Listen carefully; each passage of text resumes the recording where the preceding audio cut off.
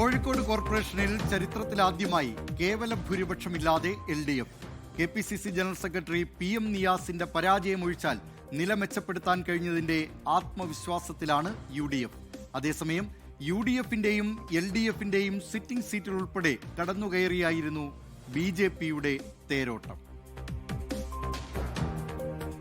വൻ പരാജയത്തിനിടയിലും കോഴിക്കോട് കോർപ്പറേഷൻ നിലനിർത്താൻ LDFനായി. UDFുമായി 7 സീറ്റിന്റെ അന്തരം. കഴിഞ്ഞ തവണ UDFന് 18 ഡിവിഷനുകൾ ലഭിച്ചപ്പോൾ ഇത്തവണ അത് 28 ഡിവിഷനായി വർദ്ധിപ്പിച്ചു. ഒന്നാമതാവാൻ കഴിഞ്ഞില്ലെങ്കിലും ഈ നേട്ടം UDFന് ആത്മവിശ്വാസം നൽകുന്നതാണ്. പക്ഷേ അപ്പോഴും സിറ്റിംഗ് സീറ്റുകളിൽ ചിലത് നഷ്ടപ്പെട്ടു. മേയർ സ്ഥാനാർത്ഥിയായിരുന്ന KPCC ജനറൽ സെക്രട്ടറി PM നിയാസിന്റെ പരാജയം UDFന് തിരിച്ചടിയാണ്. ഞങ്ങളുടെ മേയർ സ്ഥാനാർത്ഥിയ PM നിയാസിന്റെ അപ്രതീക്ഷിതമായ തോൽവി, ആ തോൽവി പാർട്ടി ഗൗരവമായി എടുക്കുന്നുണ്ട്. ആ തോൽവിയെക്കുറിച്ച് ഒരു ഉന്നത നേതാവിൻ്റെ സാന്നിധ്യത്തിൽ അന്വേഷണം നടത്തി വീഴ്ച പറ്റിയിട്ടുണ്ടെങ്കിൽ കൃത്യമായ നടപടിയുണ്ടാവും.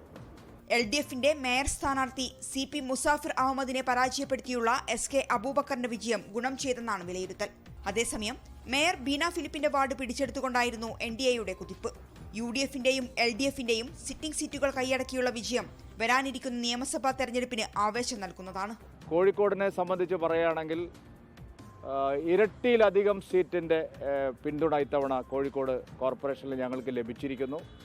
കഴിഞ്ഞ തവണത്തേക്കാൾ വലിയ മുന്നേറ്റം നിരവധി വാർഡുകളിൽ, ഭൂരിപക്ഷം വാർഡുകളിലും BJP NDA 2ാം സ്ഥാനത്തും വന്നിരിക്കുകയാണ്. LDFനെതിരായിട്ടുള്ള ശക്തമായ ജനവികാരം ഇവിടെയും പ്രകടമായിരുന്നു. 76 ഡിവിഷനുകളാണ് കോഴിക്കോട് കോർപ്പറേഷനിലുള്ളത്. ഒരു സ്വതന്ത്രന്റെ പിന്തുണയോടെ LDF 35, 2 സ്വതന്ത്രരുടെ പിന്തുണയോടെ UDF 28, NDA 13 എന്നിങ്ങനെയാണ് കക്ഷിനില.